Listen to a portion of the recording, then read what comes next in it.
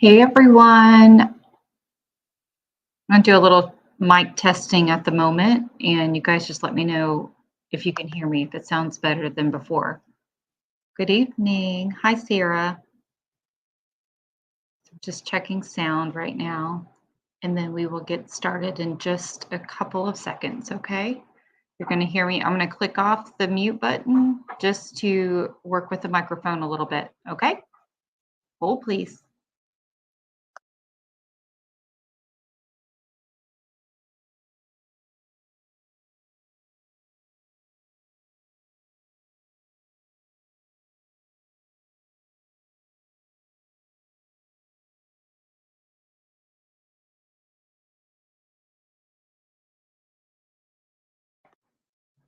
Okay, guys, there we go. This should work. Welcome in, and thank you so much for just being patient and just being encouraging. Just a little bit of what's going on, just to catch everybody up. My kids and I made a big move, and I'm really excited about it. Never mind my dog in the back, dog child. Um,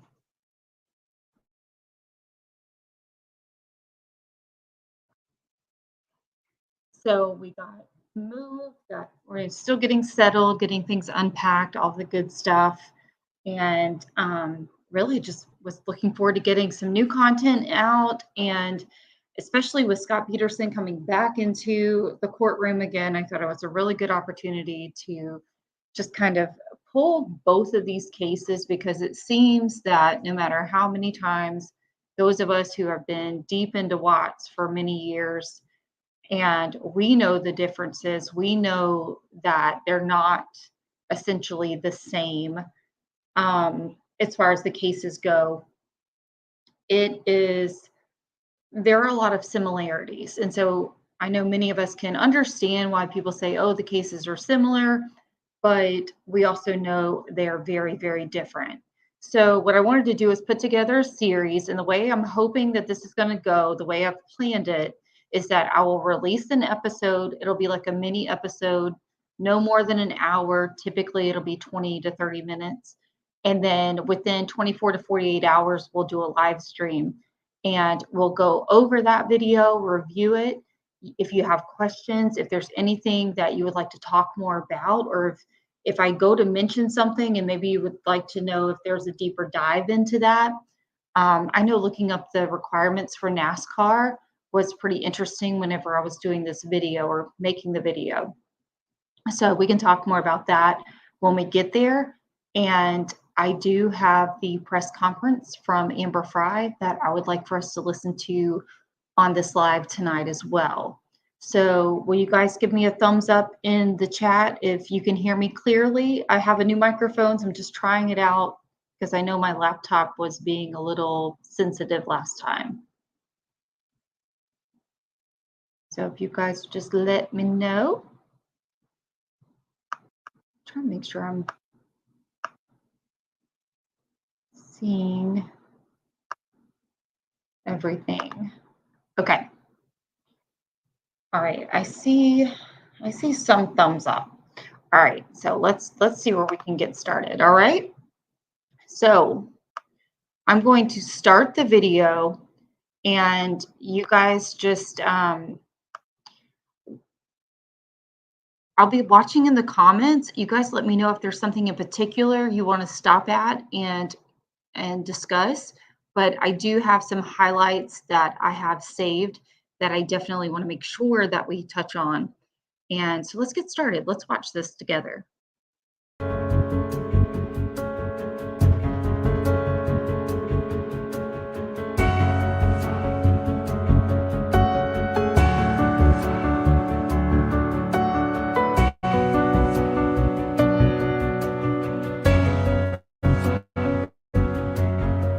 Welcome to the House Huddle Presents Mirrored Monsters, a Peterson and Watts series where I take a closer look at both men as individuals, husbands, fathers, boyfriends, and ultimately convicted murderers. These two cases were thrust together by a very unlikely source, and then naturally, mainstream media tried to tie these two together. Ultimately, it was the Watts mistress, Nicole Kessinger, who Googled Amber Fry 14 years after the disappearance and murder of Lacey and baby Connor Peterson. Amber Fry was Scott Peterson's mistress at the time of Lacey's disappearance. Nicole Kessinger brought Amber Fry back to front and center with searches that included her book deal, Did America Hate Amber Fry, and Amber Fry's net worth. These Google searches certainly set apart the two mistresses. There are many ways, superficially, that these. I do want to share, or at least ask maybe your input. I know that back then we did not have social media there. I mean, we didn't even know about Facebook. MySpace wasn't, maybe it was a thing. Our cell phones were still Nokias.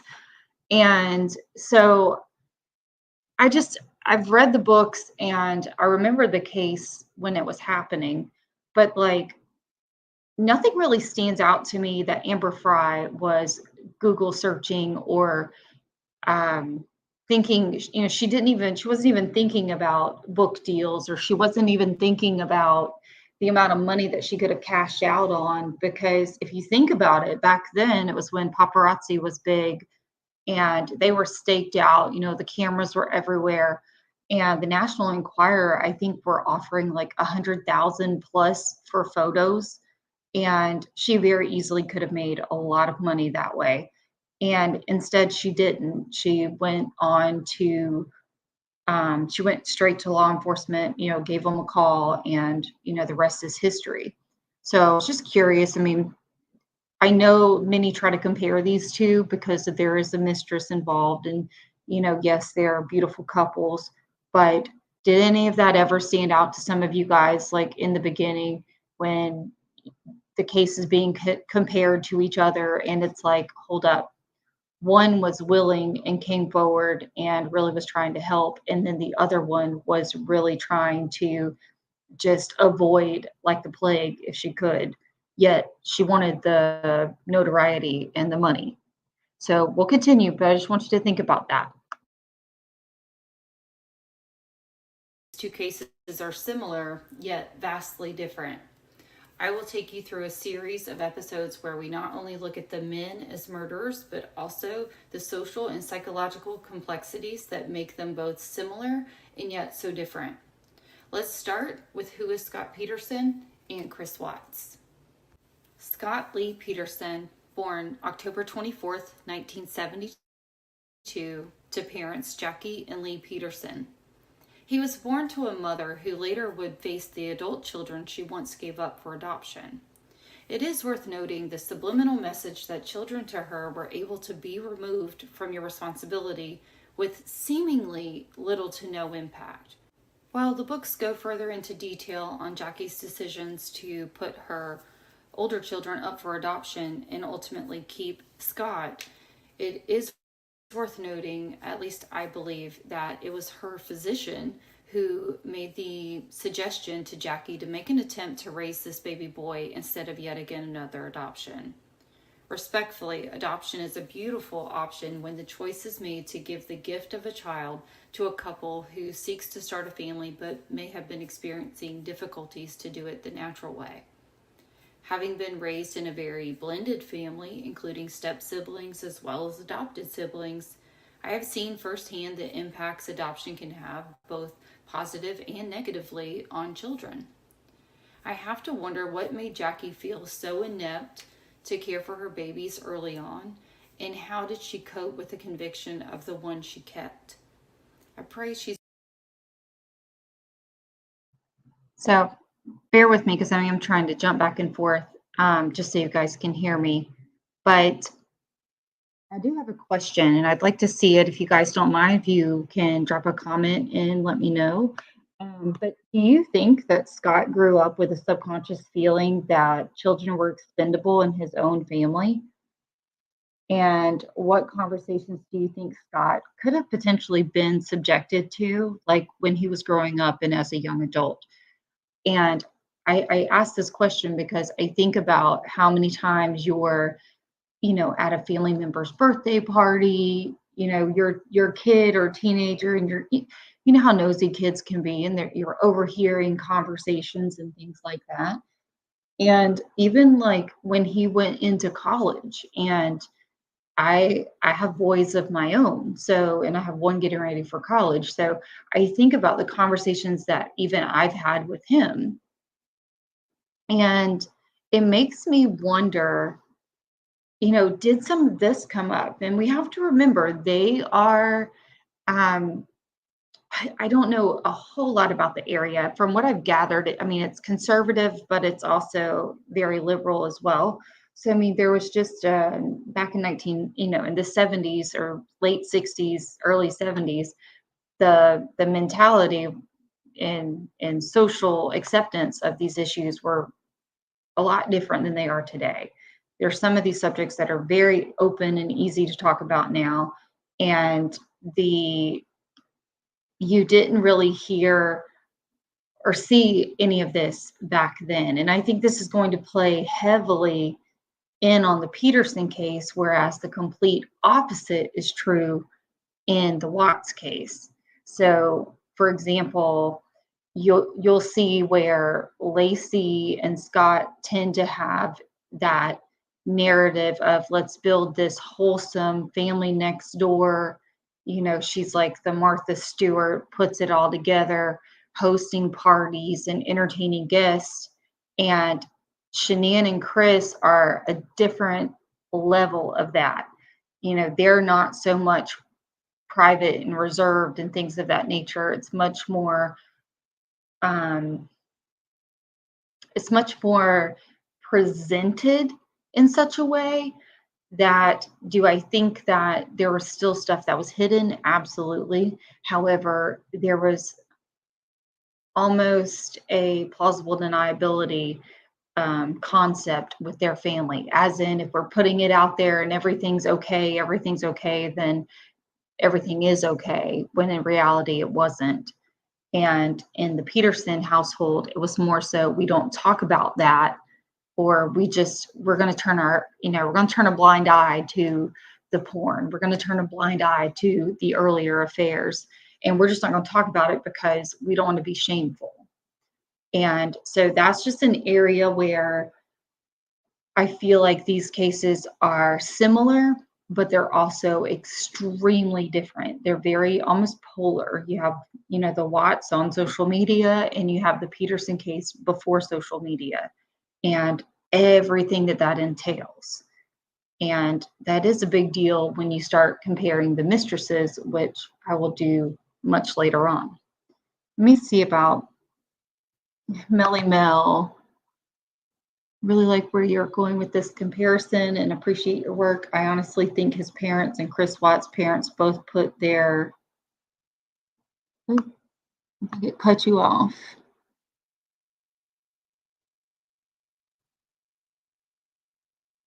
And then, I'm sorry, Melly Mel, that comment looks like it cut you off and maybe ran out of characters. That happens to me all the time. So I do not think that Scott cared enough. In my opinion, his world revolved around him and his needs at all times. I believe he saw people as a means to an end, transactional, superficial relationships. I don't disagree with you on that. And the concept of transactional, I really like that word, because it takes me back again, and I say this with absolute respect for Jackie Peterson and her decisions that she had to make. By no means is it meant as a judgmental comment or subject matter. However, when it's one thing to have one baby or get pregnant one time and then it's not right, so then you give the baby up. But I think she ended up doing it twice, like 2 or 3 times, and I don't want to misspeak. I just, forgive me, because I don't have the book out in front of me right now. But it was multiple times. And again, surrogacy, adoption, not an issue with that whatsoever. I was blessed to have a baby sister after being the only child for 15 years, and then 5 more came behind her. And so, I mean, adoption's beautiful, but I can't help but think about, if you have a child that's being raised up to believe that they're expendable, then if the person that you hold closest and nearest and dear to you is expendable, then everybody is. And so it's really interesting to me the dynamic between Scott and his mother, how that relationship actually was forged through the years. I mean, because it looks like he was raised with a very privileged lifestyle. I mean, he was playing golf, and that's, I've had kids in every sport, but golf is one of the ones that it's extremely expensive to do it. So I mean, you're really investing in your kids with that. And do I believe that his father had a lot to do with it? Sure. I'm sure they both did, but he was termed the golden child for a reason. And yeah, it's very, very interesting to think that Scott saw his own family as very much a transaction and expendable. And it makes me wonder if somehow, whether it was consciously or subconsciously along the way, he learned that this was the case with family because that's how and what he had seen. I don't know. I mean, I'm a firm believer there's a balance between nature versus nurture. There's a little bit of both. Um, but I don't know. I'd be curious what your thoughts are on that. She's resting peacefully as she is no longer with us, and we must keep in mind life back then was much different than it is today. Scott grew up in a San Diego suburb in California where he was described as being a model student and dreamed of being a pro golfer. Christopher Lee Watts, born May 16, 1985, to parents Ronnie and Cindy Watts. He grew up in the small town of Spring Lake, North Carolina. He has a sister named Jamie and was raised by a working middle class family. According to interviews with the family, Chris was very active in sports and was a great student in school. He attended a local public school, played in county leagues, and had the dream of working at NASCAR. He attended many NASCAR events with his father as he grew up, and then the dream of working at NASCAR became a life goal after high school. This is where we begin to see some similarities among the two men as young men. While Scott attended University of San Diego High School and Chris a local public high school in a small town, both young men aspired to have careers that would launch them to a level of success not often achieved by the average man. Both young men had within them the drive and talent to go far on these ambitious paths. However, it would appear that college and life would begin to influence their decisions before either of them would reach their goals. So this really brings us to, there we go. This really brings us to a couple of different major points that I wanted to address. And previously, when I was speaking about Jackie, something I wanted to make sure I did not leave out is that most often we don't stop and think about the impact a guilty verdict has on the family, especially of those that have been convicted. And I mean, can you just imagine how Jackie must have felt knowing that her baby boy was convicted of such a heinous crime? Whether or not she believed he could have done it, there's in true crime, we have this tendency to we follow these cases very closely. We get, invested in them. We're pulling discoveries. We're reading all of the information. And then the verdict comes in and, guilty, not guilty. And then it stops, or at least for most of true crime, it stops at that point and then move on to the next case. And unless it's like Watts, where there's a lot to discuss, or even Peterson. But for the most part, you don't really hear about it again. And a lot of times, what we fail to recognize is whether the parents believe it or not, it's still their son, it's still their child. And yes, he's a man child, he's grown, but prison is not a pretty place. And for anyone who has ever gone and visited, you know how uncomfortable it is, and it's it's horrible. And to think that your child is going to spend the rest of his life in there, it would just be absolutely crushing to me personally. And my heart does go out to these parents, and I don't understand some of the hateful comments about their parents, because at the end of the day, you're grown, I'm grown, they're grown, and we all make our own decisions. And do our parents shape us and mold us? Yes. Whether you have good ones or bad ones, do they play a role in your upbringing? Absolutely. In your maturity. However, to go as far as saying, it's your parents' fault that you're like this. I mean, there lies responsibilities along the way. However, by the time you become a full-grown adult, and we're talking, these men were in their 30s. These are not 19, 18-year-old young men making horrible decisions. These are fully developed, well beyond the age of 25, making these choices. So my heart does go out to the families, of those that have been convicted, because the case doesn't stop just with the verdict. It doesn't stop like that for the victims' families, and it doesn't stop like that for those that have been convicted of the crime. Now, moving on and back to the golf and the NASCAR, something I wanted to go ahead and mention, just because I had a comment earlier today on one of the videos, and I just want to go ahead and address it, because um, it's just one of those things that, for those of you who have been here from the beginning, you already know. I try to keep everything very objective on this channel, and it's just meant for open discussion. And someone felt the need to point out that I said the phrase working middle class family when referring to the Watts, and I said middle class family when I was referring to Shanann, and somehow they were saying that this was glorifying Chris over Shanann.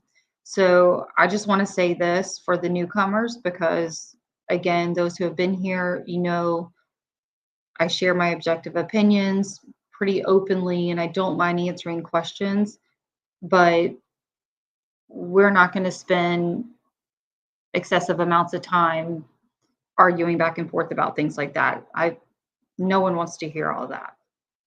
And so I've not said anything of the sort regarding one family being better than the other, but what I will say is Chris Watts came from a family who his mother was what was it? Oh my goodness, she was a debt solutions manager for many, many years. So Cindy Watts knows about bankruptcy. She knows about managing money. She knows about finances. And I'm not saying that they are rolling in the money or that they haven't made poor financial decisions at some point. We don't know all of that, and it's none of our business. However, I do think it's worth pointing out that in Chris's and Scott's situations, both of them had their colleges taken care of. Cindy and Ronnie had money set aside for Chris to go to NASCAR Tech, and Scott Peterson's family, fully supported him. He only had a partial golf scholarship, and then somehow blundered that and ended up at Cal Poly eventually. So I guess where the whole point of me pointing that out is simply to just say that I visited their towns in North Carolina. I spent more time in Shanann's hometown than I don't even think I made it over to where Chris grew up. I've seen the videos of the Watts home, and it's literally about the same size, modest home that the Ruseks have. And, comparing materialistic issues and things, that's not really getting to the bottom of anything. And that was not what was originally said, because I even went back in the narration to make sure that I didn't, you know, maybe I didn't edit it right or something, and that wasn't at all the case. So as we move forward, I think you guys will see what I'm talking about. Um, Melly Mel, how does saying middle class offend anyone? Honestly, in this economy, I don't think it's offending anybody. And frankly, there's just some people who like to just be negative. Let's see. CW's Arrested Development, in my opinion, he did know his true north. I can't believe he would not stand up for his family. He was willing to sacrifice his daughters just to be accepted by NK's group of friends. I do believe there's a greater social aspect of this that we don't really hear discussed as much as I feel like it should. I believe she gave her first two children up when she was young before she had married Lee. Lisa Lee, you're right. Um, from what I understand, it was almost in quick succession. It was like she got pregnant, gave that baby up, and then it wasn't long after that that she was pregnant again, and so she made the decision again to give that up. So it was basically she didn't have a means to provide for them, so her resolution was to put them up for adoption, and I do not fault anyone for that because it's an extremely difficult situation to be in. And from the sound of it, they had wonderful families growing up, and I believe the same family adopted both of them actually. I can't remember if they did or she wanted the same family to adopt both of them, but one wasn't available or something like that. Anyway, let's keep going and you guys will see what I'm talking about. We're going to dive into some more similarities and we're going to talk some more about their choices in careers. Okay, let's go. Scott was given a partial golf scholarship to Arizona State University, and Chris was accepted into NASCAR Tech. While Scott didn't do as well academically, he shined socially. Chris thrived academically and didn't appear to be as focused on the social aspects of college. Some may see this as a difference, but in my opinion, this was just a season of growth and maturing for both of them. Chris was laser focused on finishing school to get to the next level required to apply and achieve to the job at NASCAR. Scott was social, yes, a womanizer, yes, but that's not to say that both men didn't aspire to be in the spotlight. Careers as a professional golfer and working at NASCAR both promote a lifestyle of luxury and notoriety. It's my opinion this is often overlooked in the case studies of their wives' murders later on. The New York Times published.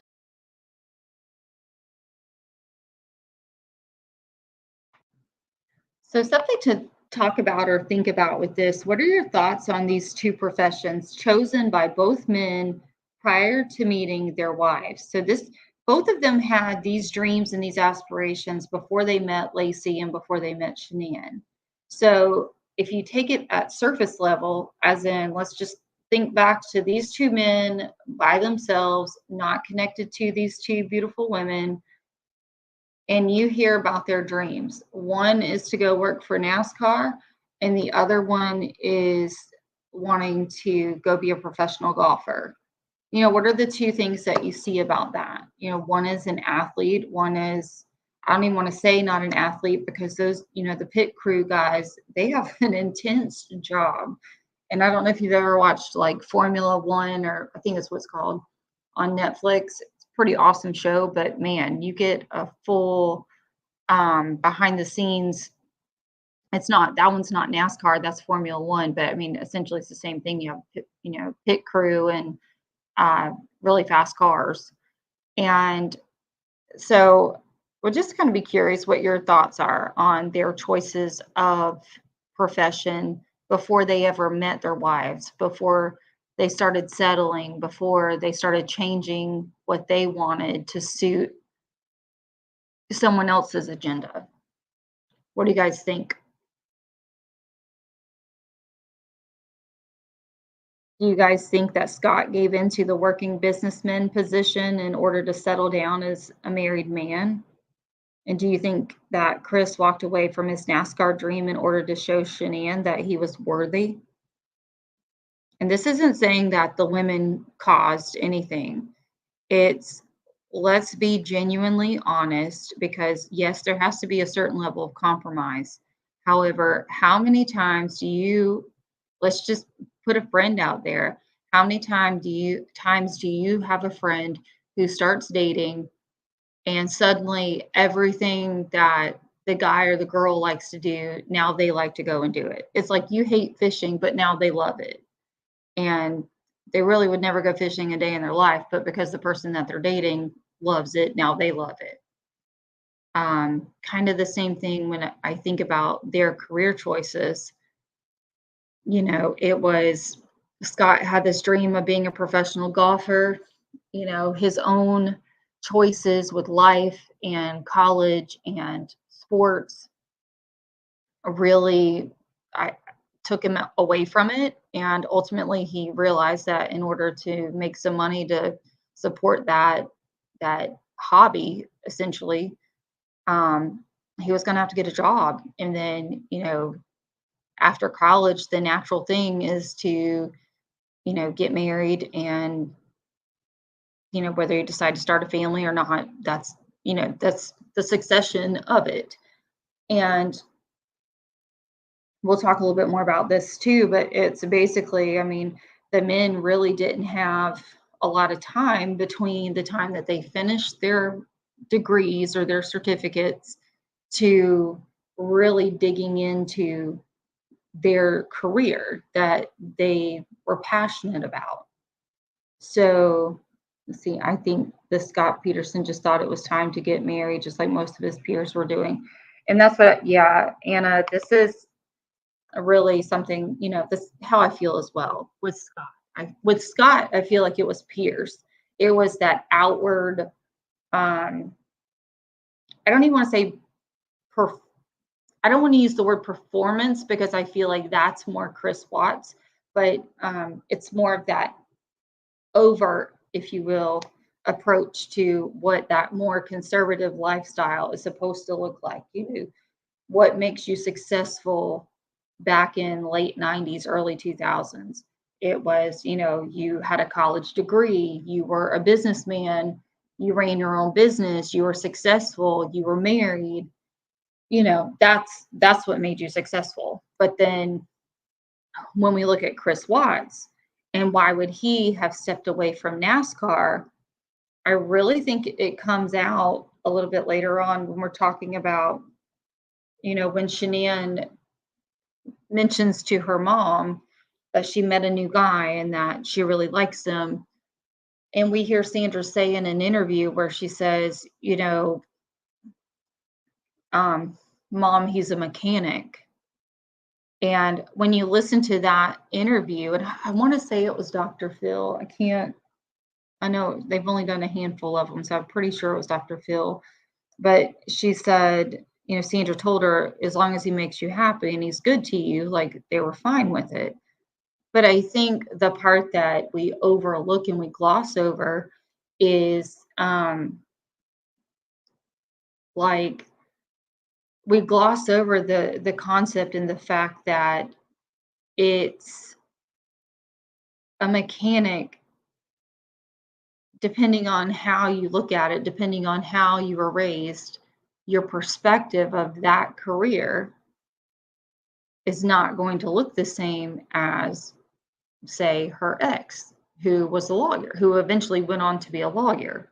And so in that conversation, in my opinion, there was some level of Shanann feeling like she needed to reassure her mom that, yes, he's a mechanic, but he's a really good guy. And like with Lacey, backing up Scott's education was more important to Lacey's mom than the job. And I don't know. I know I shared it when you watched the episode all the way through the first time. I would just be curious as we listen through the rest of it, what your thoughts are on that. And I really did like this New York Times article that I'm going to share with you. I will put it in the description box as well. So if you want to go in and read the full thing, highly recommend it. It was pretty interesting. Hey, Lisa. I didn't really get to say hi to everybody. I'm so excited you guys are here. We're going to keep moving along. Hey, ATS. I'm so happy you're here. I was trying to get back over and chat in with your live last night some more. Let's see. All right, and I will get back to some more of these comments. Let's keep moving along with this one. An article that's worth the read. The link is in the description below. A quote I found interesting was, "Their fame-seeking behavior appears rooted in a desire for social acceptance, a longing for the existential reassurance promised by wide renown. In other words, there is something lacking or void socially that the notoriety given by a professional position would fill. If it's worth noting that both men had these dreams long before they ever met their wives. Chris is described as the quiet one while his sister demanded the spotlight growing up. So this is a learned behavior. Scott was also all about being in the center of attention, and both in his family and later in college, he was just that. Just because Chris didn't express his deep desires to be noticed doesn't mean they didn't exist, and it's arguable that his choice in his career supports this theory. According to Shanann's mother, Sandra, upon mentioning her new boyfriend, Shanann made a point to point out that he was a mechanic. The way this was mentioned during the interview, it's as if Shanann felt the need to forewarn her mother that her new beau wasn't the same as her recent ex-husband. Shanann was married prior to Chris, and that ex-husband went on to become a lawyer. Another well-respected and reputable career. Not many lawyers and basic level mechanics run in the same social circles in small towns, and without the understanding of NASCAR's reputation outside of the stereotypical redneck sport, one wouldn't understand that the two men really weren't that different. I share this because having grown up in a small country town where you either loved NASCAR or you didn't, in high school, those wearing the NASCAR jackets weren't exactly hanging out with the rest of the athletes and surely weren't in the debate clubs. Take this into adulthood, shortly after high school, and the life perspective had not really had enough time to fully develop. Shanann married right after graduating high school. I mentioned in a previous video that I don't believe Shanann had enough time to fully discover who she was outside of another's opinion, and I also don't believe that Chris had the time to establish and discover fully what his dream career could have ultimately offered him and his future before he met Shanann and took on her challenges. It's a tale as old as time.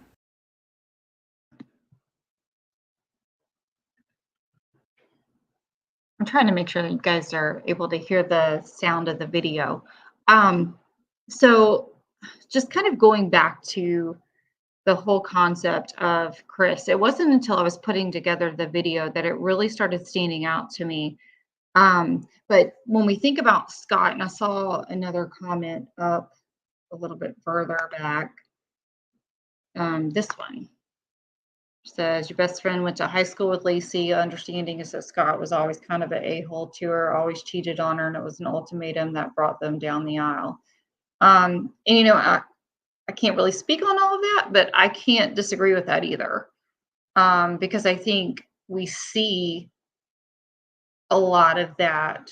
Not that it wasn't that he didn't care for her, but again, it's that discard. It's that idea or concept that family is expendable. And when we think about Chris, the way it makes me look at these two is Scott is very overt and Chris was very covert. And I don't even want to use the narcissistic word. I want to just stay focused on overt and covert. So many people say, well, Chris didn't mind being in the back. He didn't want to be in the spotlight. And I don't know that that was true. I don't believe that that was true. I believe he was covertly building up that resentment because he gave up a career that he was passionate about and that he loved. He moved halfway across the country for this woman, and here they were about to go in the ground again financially. Now, sugarcoat it however you want, but that's the reality of their finances. They were about to go under again. And you can't gloss over the concept of a man giving up his passion or his calling to appease a woman and think that it's never going to come back in resentment. And it goes the other way too. I mean, and that's something that we have to be very careful and mindful of in healthy relationships, is that you're not going into it saying, oh, I can take the back burner for a while and he can go do his thing, and then I'm going to take, that it's only healthy if you keep it in check. And all too often, it's not left in check. It doesn't keep coming back under, hey, let's sit down and discuss where we are. How, because think about that conversation, guys. You sit down, or could you imagine Chris and Shanann sitting down? And, maybe if they had, things would have been a little bit different. But if they had sat down at the table and he was like, listen, I've been trying to support you. I know you're working hard, but it's just not working. Like, something financially has got to give. We can't keep doing this. And either the girls come out of the school or you go back to work, like at a traditional office job type thing. Had they had that conversation, like, would that have been a comfortable conversation for them to have? No, I don't think for a second that it would have been comfortable. And secondly, would it have even been possible?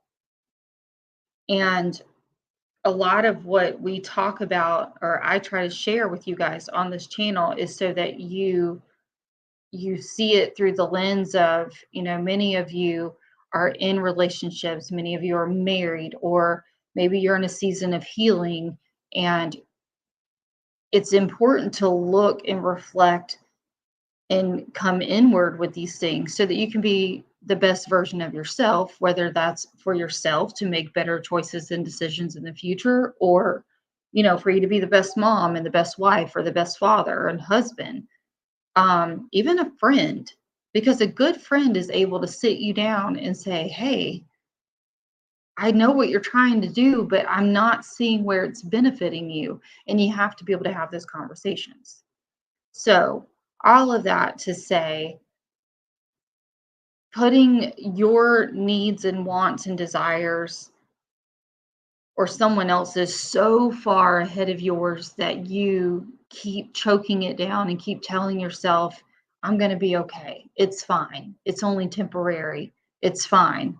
You're only going to be able to do that for so long. So the only way to avoid a blow up or a breakup or an affair or anything else that comes out of it, financial ruin, is to sit down and be able to have those mature, responsible conversations, whether that's with yourself, your spouse, or even a friend.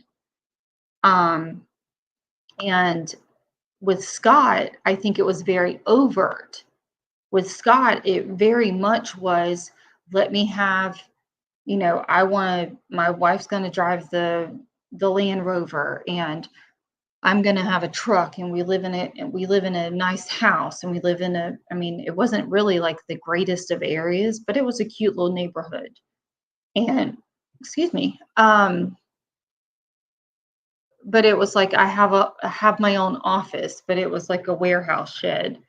And, I looked at we'll go through it eventually on one of these episodes, but I went through it wasn't body cam footage back then, it was actual videotape of the evidence videos. And even on his marker board, when you see like what their expenses were and how much he was making, they really were not living above their means.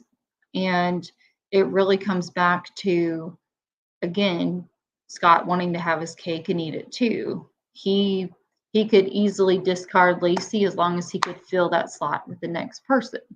And it seems that he did that throughout their entire relationship. And in order to keep the lid on things, it seems that Lacey covered it up for him. So I'm going to take a moment, read through these comments, and we'll keep going with it. She was so attractive. Both women, yeah, they were. They were very pretty. And okay, so Sarah, I don't know that he's gotten a new trial yet. They filed all of the motions, and it could take months for them to actually get the DNA ran and get get ahead of it before we can determine whether or not he's actually going to get a new trial.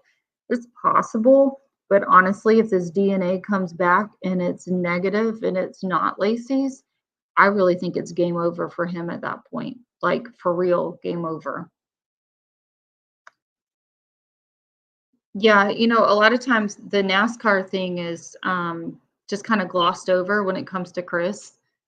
And it started like ringing true for me whenever I was just looking into it and I thought about it. I mean, one of my children, man, if you ever tried to tell that kid he was not going to play in the NFL, it would break his heart.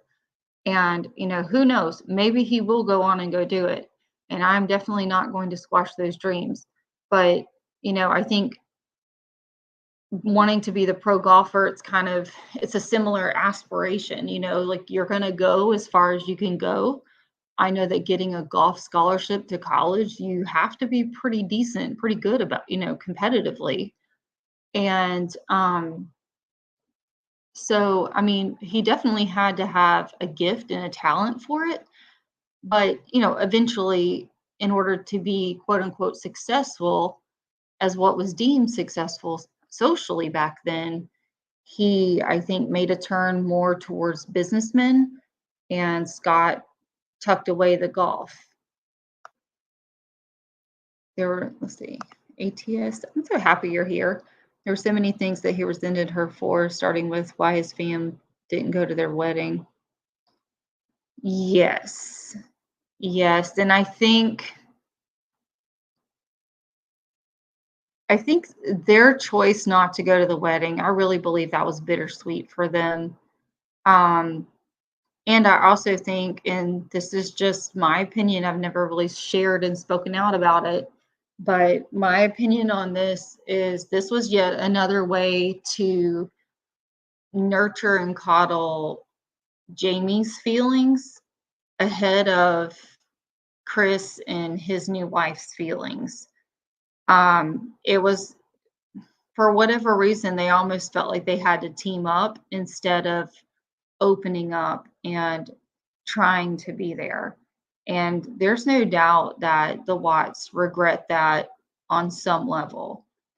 And I mean, it's hard enough going into a family where you feel like you're already having to prove something. And whether that was felt because Cindy and Jamie and Ronnie treated Shania a certain way, or it could just as easily have been just insecurities that Shania had from the divorce from her ex-husband, because that's very real too. And we'll look more into that in the upcoming episodes. But there's a whole lifestyle that Shania had to let go of. And anytime you've been in that cycle, it's not quick and easy and you get over it.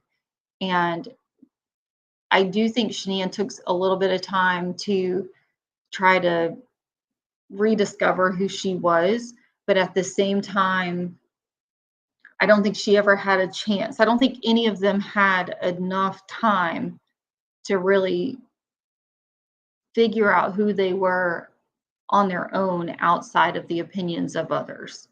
And I think we see that a lot in society today. And we're ending up with so many people going through identity crises, depression, anxiety, social issues, social disorders.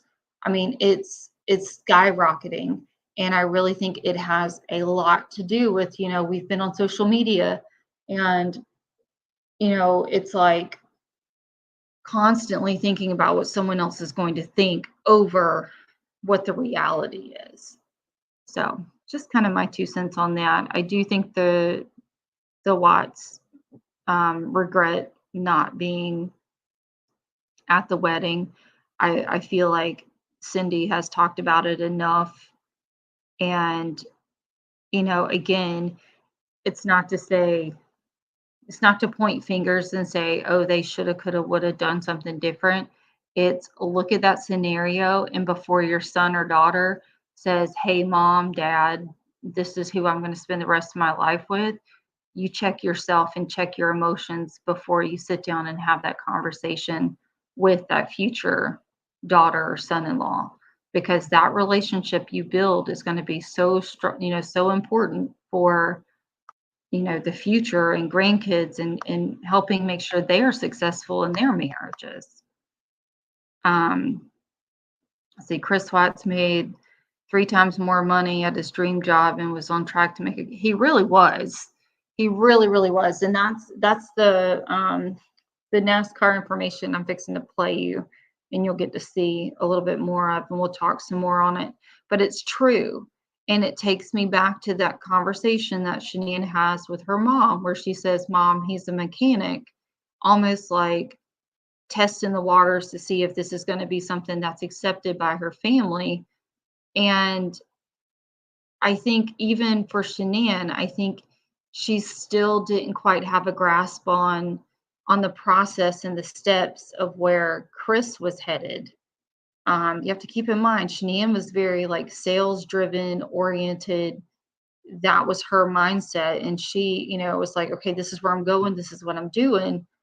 And for Chris, in order for Chris to go from certification, he had to work the grunt level stuff in order to get where he wanted to go. And Shanann very much had the mentality of she wanted to come out, she was ready to be a boss. And I'm not saying she wouldn't do the hard work and she wouldn't do the grunt work. I'm saying in every job description that I've seen of hers, she goes in and she essentially dominates, like with sales or something like that, where she's making these different, arguably she's making these different levels with this company, or she's selling enough to build such a big house on her own, that the concept and the idea of, okay, I've got to work this job for a few years, and then eventually I get noticed and I get to move up and then make the big bucks. And I don't even believe that it was something done intentionally. I just, again, these are like, we talk to our toddlers all the time about put that down, don't put that in your mouth, go wash your hands, let's brush your teeth. And then when they become adults, we don't have these other conversations with them where it's like, Mom, I don't understand why he only wants to work this job. Well, okay, well, instead of complaining, where does he see himself going with this? Like, is this just a means to an end? Is this just part of the process? And I think if we start having those real conversations with our big kids and our adult kids, then again, we have to continue to teach them. Just because they get grown doesn't mean that, we don't learn from them and they don't learn from us. Believe it or not, kids will teach you a lot. Let's see. He should have said that when she pulled from. I agree. And I don't even know that they didn't have that conversation. Almost like, okay, this is it. Like, we'll pull from it, we'll get ahead and move past it. But I think Chris really paid attention, or really focused in on the medical aspects of it, because if you listen, I know we've all listened to the prison interview, but when you listen to him talk about the finances, he really goes to the medical side of things. And he's like, yeah, the medical bills were coming, the kids were always having something going on, then Shanann's surgery. And so honestly, I don't even know that he blames Thrive and her job, or her work within the MLMs. I don't even know that he equates those losses to anything other than the medical side of things. And So I don't even know that, I don't know that that conversation didn't happen, but it was just like, okay, we had all these medical bills behind us. Let's pull it out, get on top, and then, hit the ground running. And they made the mistake of continuing the lifestyle that they had. And see, Chris wasn't allowed to even hang a picture on the wall anywhere in there. Yeah, I mean, I get that. I do. I understand the concept of the issue, but I also understand. Um, Actually, I know exactly how this feels. It feels horrible, and you feel like it's not even your house. And again, that is an area of resentment that no one really talks about. And I don't know how it occurs or happens within an organically built home, meaning when they moved to Colorado, they moved together, they built and bought that house to, yeah, Chris's name was on the lease or the loan essentially, but I mean, in terms of like when they moved in together.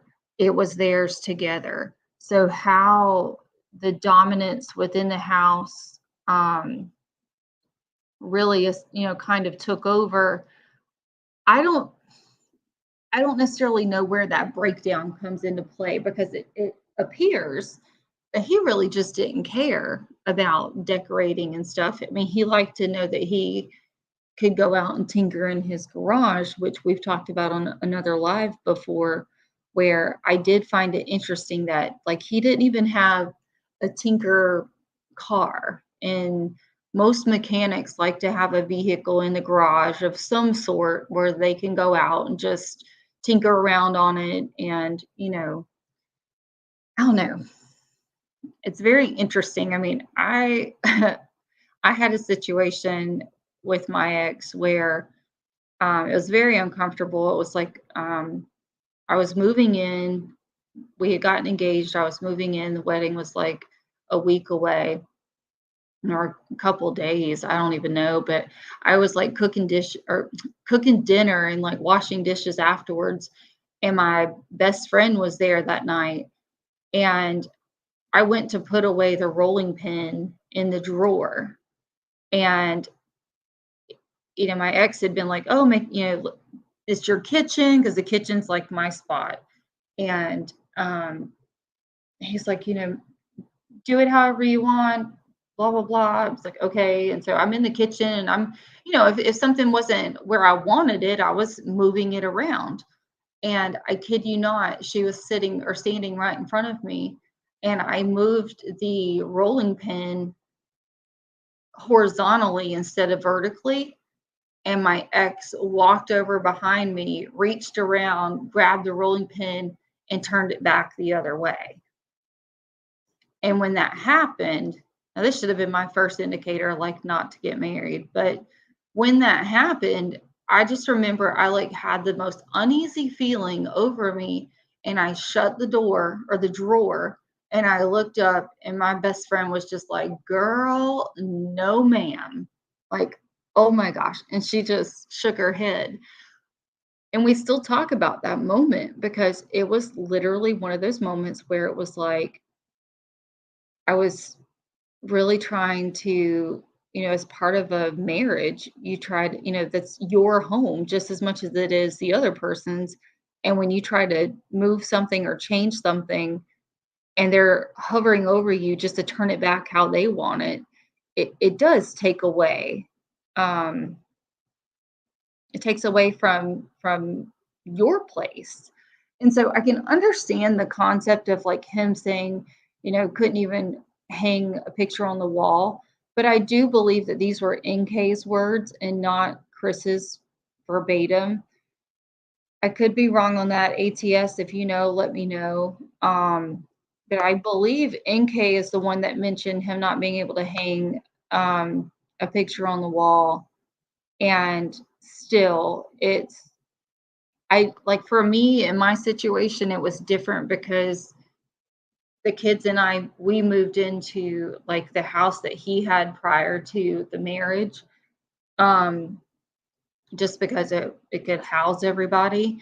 And in the Watts case, they built this home together. They chose it. They picked it out.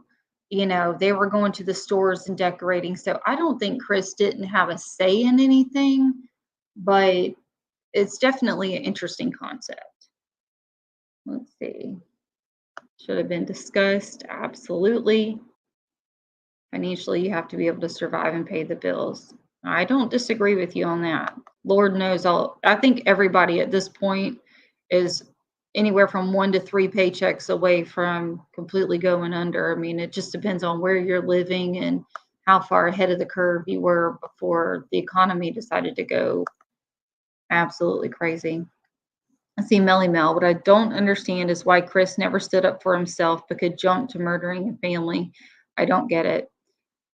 Melly Mel, I can't even say that I quote unquote get it, but I think the only direction I could point you in is that resentment can, man, when it festers over time, that's a silent killer right there.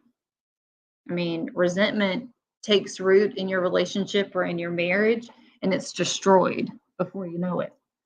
And you let that happen for years, and then it's just a recipe for disaster. Say 1,000% it should have been discussed. 1,000% it does not justify murder, but their life was a powder keg. It definitely, nothing justifies it by any means.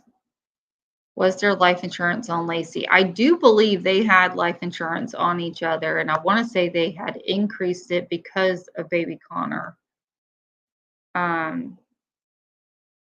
See, 3,000 mortgage, 2,500 daycare, 35,000 dry products. Yeah, but listen, I see what you're saying and I hear what you're saying, but what I'm also going to say is the amount of people in this country and worldwide that live like that, it's everywhere. And I really think that's why the Watts case hit home with so many people for so like for all these years. It sticks with them because it's relatable. It's so relatable. Super concerned they may give him a new trial. You know, my thoughts when it comes to the Peterson, you know, with Scott Peterson potentially getting a new trial, um, I I can see where potentially he deserves a new trial.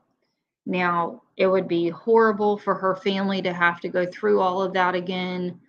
Um, but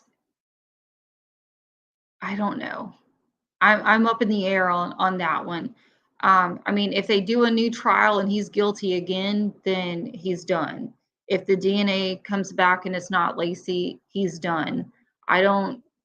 It's going to take an act of God to overturn that verdict and an act of God to get him a new trial. Those things just don't just happen.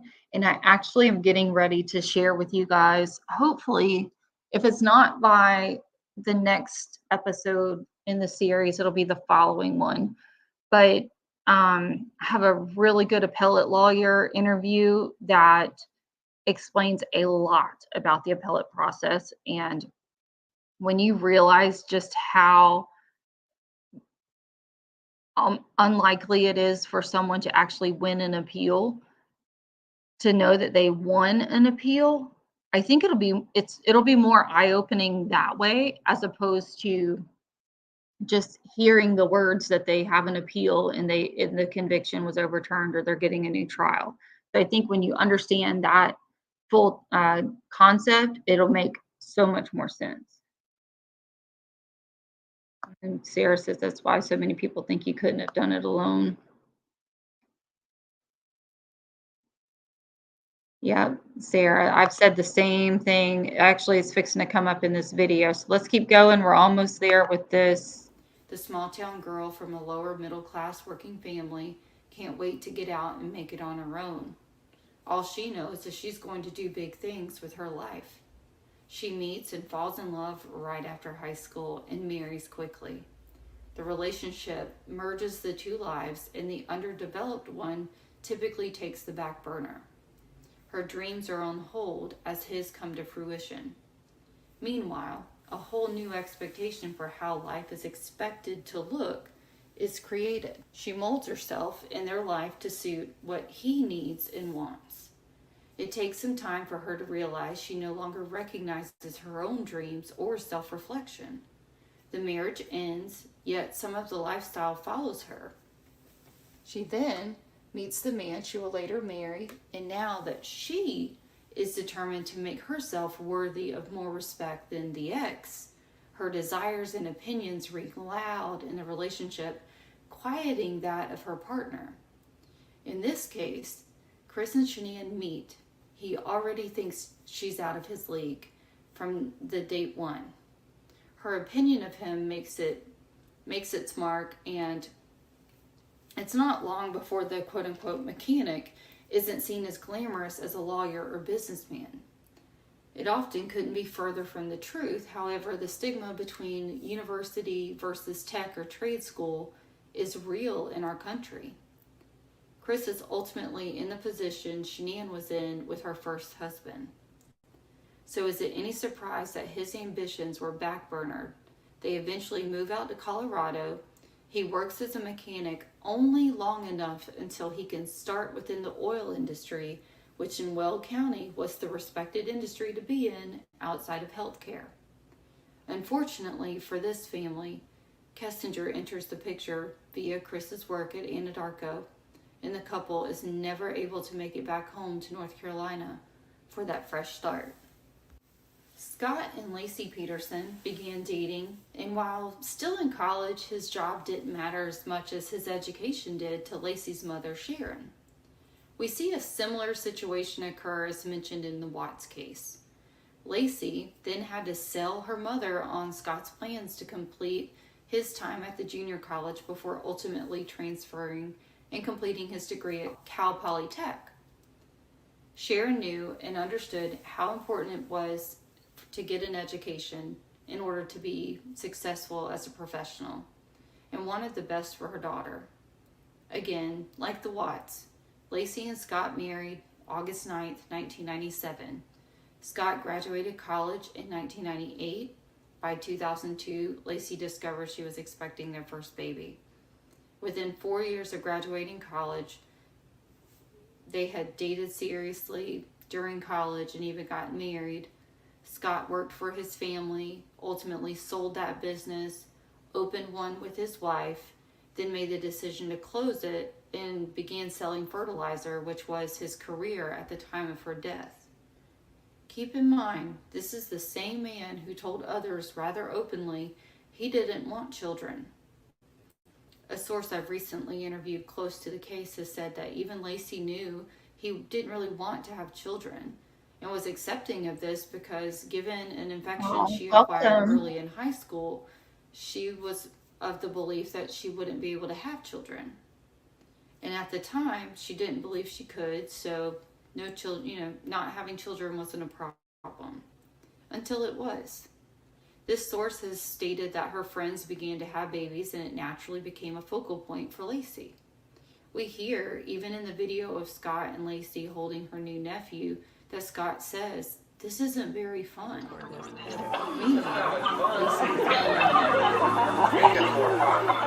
The next year we'd see fertilizer salesman and working father is a far cry from that professional golfer.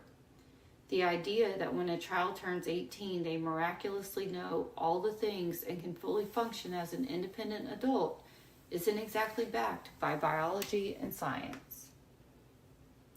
According to advocatesforyouth.org, most young adults 18 and over will move into adult roles and responsibilities and may learn a trade, work, and or pursue higher education.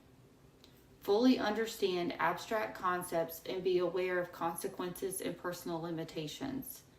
Identifies career goals and begins to achieve them. Now, let's take the women out of the discussion for now. Scott, age 25, and Chris, age 27, were both just starting to get their feet wet in their career paths when they made the decision to get married. In the Watts case, the children came soon after the wedding, and with the Petersons, baby Connor was announced a few years into his professional journey.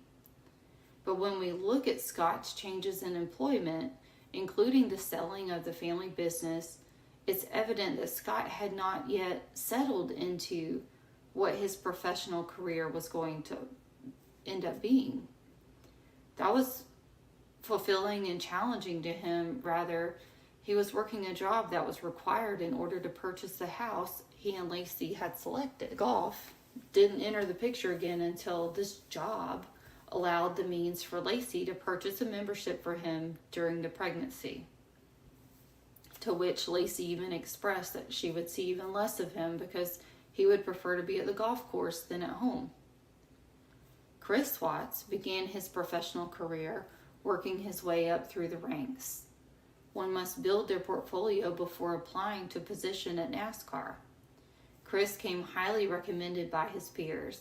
According to mechanicscareernow.com, once you receive the necessary training, gain some relevant experience in the field.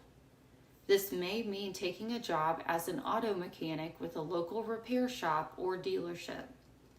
Most NASCAR mechanics aren't hired immediately after they finish their certificate or degree program. Try to take on specific jobs that involve diagnostics, troubleshooting, and engine work. Valuable skills to have as a NASCAR mechanic. Standing out as a candidate to be hired for NASCAR team is one of the biggest challenges certified mechanics will face. A good way to increase your chances is to relocate to the Carolinas, where you'll find the most NASCAR mechanic opportunities available. Be willing to start at the bottom at a racetrack and be willing to make. Now, I have a question for you guys. With that, so I'm just going to go back over what I just said. And that is basically a good way to increase your chances is to relocate to the Carolinas, where you'll find the most NASCAR mechanic opportunities available. So Chris was literally in the epicenter of where he needed to be in order to be successful in his career choice. What if, and this takes me back in ATS, if you're still here, I think this will be something you may want to chime in on, because we talk a lot about that lazy dog date, that date where he went with Kessinger, and he says in all of his confessions that, basically he wishes he had not gone to the restaurant that day, that he wishes he had gone to the ball game. And is it possible? You guys tell me what you think. I don't know, I guess I don't usually do this, but do a 1 if the answer is yes, do a 2 if you think the answer is no, or feel free to leave a comment. But do you think that the 6 weeks that they went back to North Carolina, do you think it was a chance to start over for both of them? Like in their marriage, they were going to move back home, have the support of their families. Chris was going to get to go back into working on cars and working towards that goal and that dream. Shanann would be near her family. She would be close to what she knows. I know we all speculate that she left and ran away from Dirty South, but we know that her dad still works for them.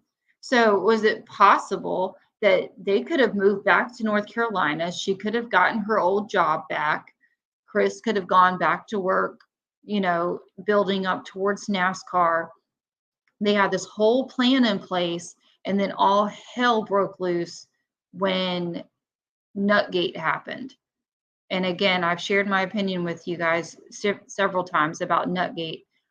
I don't believe Nutgate was about peanuts, pine nuts, allergies, anything like that. I really believe that at that point, Shanann learned or came into the knowledge that Cindy knew about Kessinger. And I really think that's when it all came to a head. it was like, how are we supposed to be thinking about moving back here, working on our marriage, doing all of this, thinking that they have the support of both families? And then you've got his mom, who has said in an interview, like, she knew that summer he was having an emotional affair. Now, she may not have known that it was already physical, but I'm sorry if my kid's having an emotional affair with somebody and I know it's going to completely wreck their marriage and kids' lives. Like, yeah, you can only say so much to them and they're going to make their own decisions. I get that, but I don't know. It's just my opinion. I'm that mom that would speak up and say something. But I don't know. It's just a different perspective. It's a different theory that I haven't really put out there too much. But when I was diving into this, it just makes more sense. Like, they knew they were going to have to sell the house. That was no secret. It wasn't like he was trying to sell the house out from under Shanann and he knew she wasn't going to be here, so he was contacting the realtor. That's not the case. Shanann had already contacted the realtor herself. They already knew they were selling the house. They had already talked about moving to Brighton. He didn't go into a lot of details with Kessinger because, in my opinion, he was still trying to get away from her. And then now, with his mom having the knowledge of the affair, everything blowing up in North Carolina, that North Carolina trip was meant to bring them together. And unfortunately, it did the complete opposite. So I don't know. You guys tell me what you think. Do you think it's possible that the Watts were contemplating moving back to North Carolina together to be there with the support of both of their families so they could get back on their feet? And I mention this because in my trip back to Aberdeen that I did the video on that, I found and I discovered that Shanann visited an RV store, like RV World store. And it's wouldn't be the first family. And I know there's a lot of full-time RVers who travel with their kids and whatnot. And it's a great way to save money and to get back on your feet. Was this an option for them? And again, this is a spot where these two cases are so, so different. We have evidence in the Watts case that Chris was contemplating leaving Kessinger and really focusing back on his family. Like, there's multiple, all you have to do is pull a discovery and read it. There's plenty of moments, and he even says it, where he had every opportunity to really turn back to his family. And I think he was trying, but then you've got the emotional pull and tug of the affair. And that affair is like a drug. And so I'm curious what your thoughts are about that. And with Scott and Lacey, it was more so Scott was perfectly fine doing what he was doing until he got caught. And even when he did get caught, he still didn't care. He buttered her up a little bit, got married, and then did it. Or no, I guess technically they were already married when he had the first affair. So I'd love to hear your thoughts on that. I'm about to get to Amber Fry's press conference, so we are almost there. Work your life once you are hired. This is no 9-to-5 job. Establishing connections with those in the NASCAR industry will prove useful down the road, but even a great recommendation from one of your teachers or employers helps. Both men were barely getting a start with their careers before they took on the responsibility of being a husband. I do feel the need to point out this is a choice by both men that was made, albeit arguable that they made these decisions without constant outside pressure to take that next step. Excuse?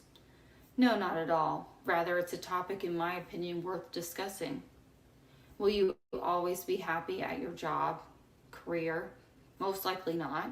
However, if you're working in a field where you receive professional satisfaction that you're making a difference or working in a field that you're passionate about, then at the very least, at the end of the day-to-day grind won't be without some sense of reward or accomplishment. But is this enough?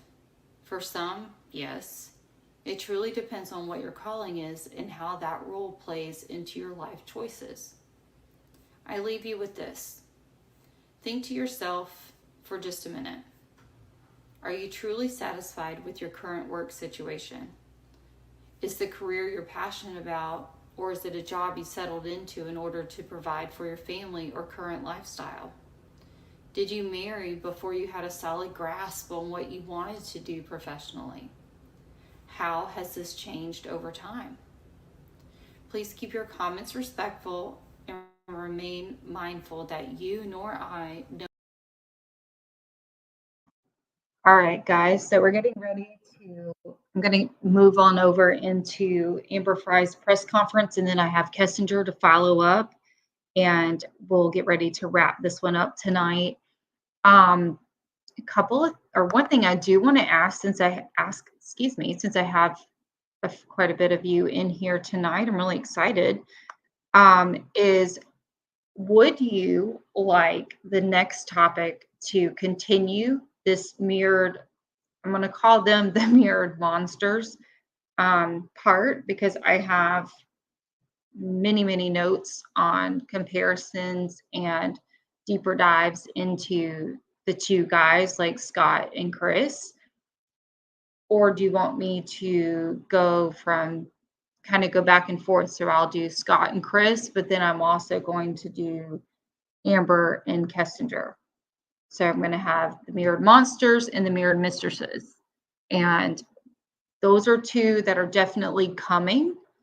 We're going to have an extension of the men, and then I'll be continuing to show you comparisons and similarities between the two with these deep discussions. So you guys just let me know if you want to see a similar episode on the mistresses, or if you want to continue on with Scott and Chris. I will continue to deep dive into the next step on the two men is the investigation.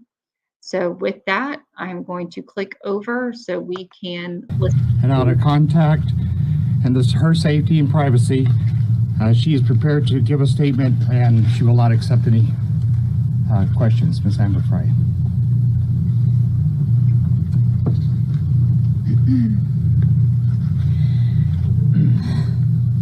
Okay, first of all, I met Scott Peterson November 20th, 2002. I was introduced to him. I was told he was unmarried. Scott told me he was not married. We did have a romantic relationship. When I discovered he was involved in the Lacey Peterson disappearance case, I immediately contacted the Modesto Police Department. Although I could have sold the photos of Scott and I to tabloids, I knew this was not the right thing to do. For fear of jeopardizing the case or the police investigation, I will not comment further.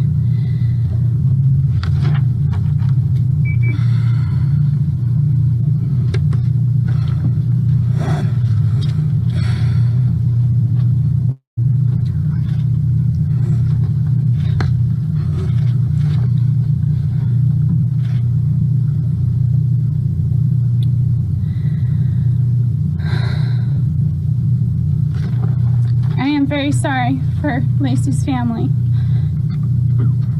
and the pain that this has caused them. And I pray for her safe return as well.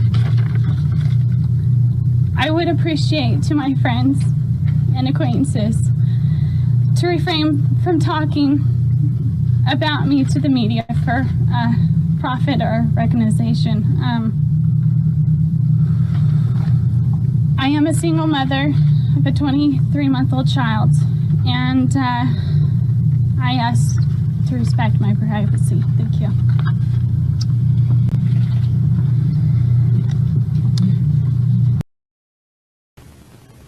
I'm so hungry. You should have told me. I would have got you some food. I got food in my car. It's not staying down. It's just coming. She hadn't been feeling good, not because of any, just Like, I got sick prior to Jim. this whole thing happening, and then I think all of this compounding with the Stress. fact that I'm sick, it's just not good. I've not really been eating or sleeping much at all.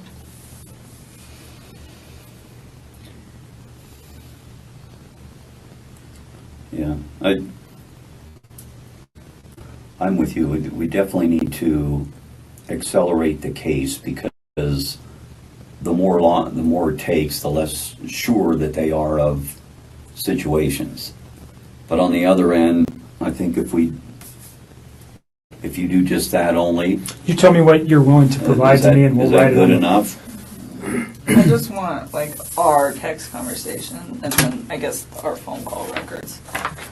So I'm going to put. So the time and date of the phone call records, and then our text message. Could we get photos of him? Huh? Could we get photos of him? Off of Would that? you mind if we got his photos that he sent to you? Oh, well, they'll be in that text message thing. So all his photos were sent. There was no apps or anything else used No, that you no, guys no, were no, sending. no, It was no. all just text messages. Yeah, Okay. So it'd be an attachment to a text that he sent you. pretty much. But Everything is in the text and the phone call records. so Like, all of it. because we don't have it on tape, we discussed prior to turning the tape on Tuesday, which would have been the 14th of August. You had read some newspaper articles on the 13th and the 14th that regarded this case. You had also had a conversation with Chris at some point during the day on Monday. And on Tuesday, because of what you found, specifically what you said was, and don't let me put words in your mouth, but you found out that his wife was pregnant. And yes. And you did not know that prior, and you found that out via the newspaper.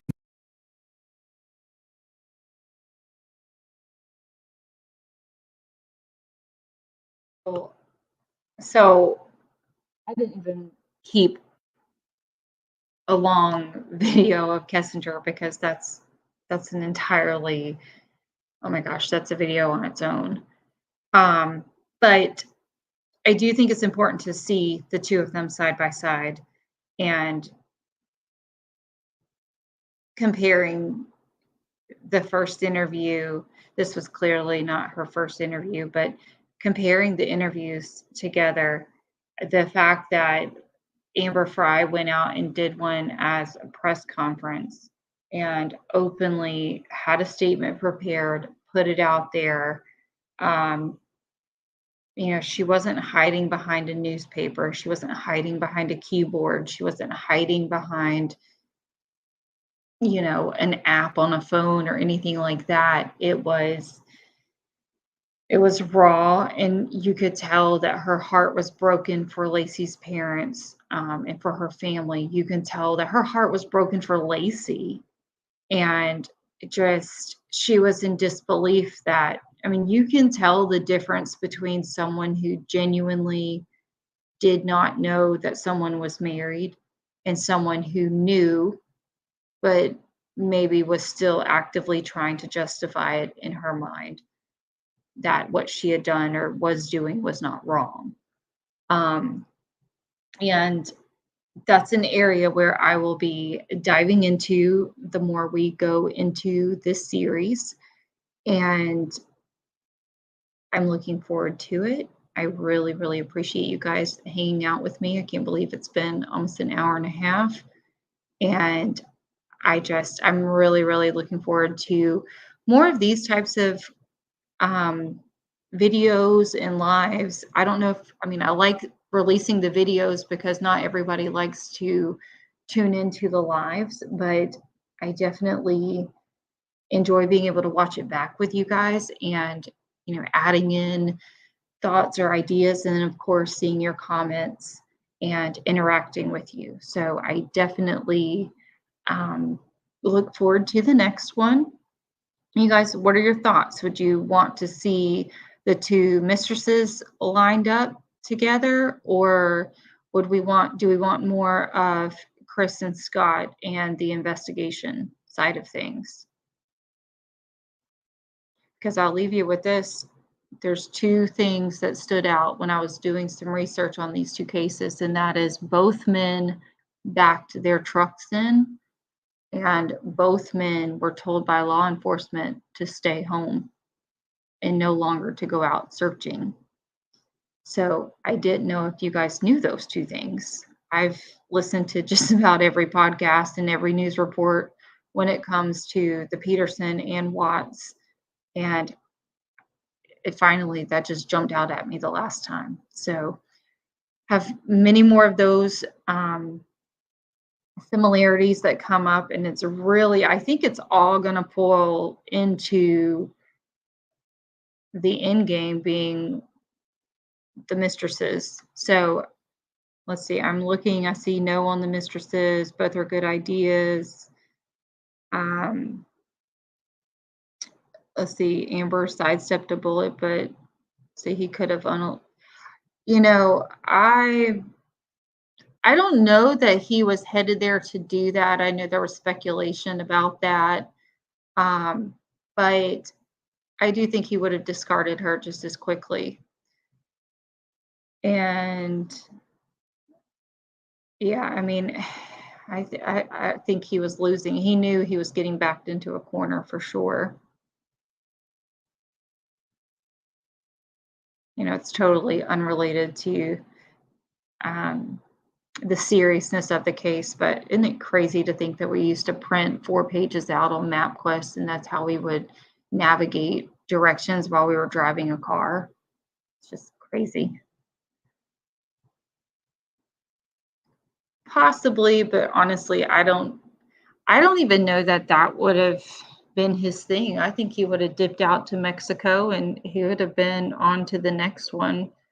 You know, you have to keep in mind the relationship and the affair that Amber and Scott had. It was very physical and they'd only been together a handful of times. And it wasn't like they didn't work together, they didn't see each other every day. And I really don't believe Kessinger and Watts' affair was only 6 weeks long. I don't believe that for a moment. And I don't think anyone will ever convince me that their relationship was not at least a year long. So I really believe that all of that is very evident in the way the two women handled the situations immediately after the women went missing. And so I think with that, guys, I'm just going to tell you I really appreciate you. If you don't mind, hit that thumbs up button. And if you're not subscribed, I'd love to have you. And I will be in the comment sections over the next couple of days. So if there's a video that you've watched or you've been meaning to watch and you haven't, feel free. Never hesitate. If you're in the comment section and you're watching a video, I love it when you're commenting along with the video because I usually can pick up on exactly where you are and what your thought process is with your comments. And it really helps me to be able to respond back to you, understanding like where your head is, when you're making those comments. I appreciate you staying respectful and encouraging in the comment section tonight. And again, guys, until next time, I really appreciate you. Good night, guys.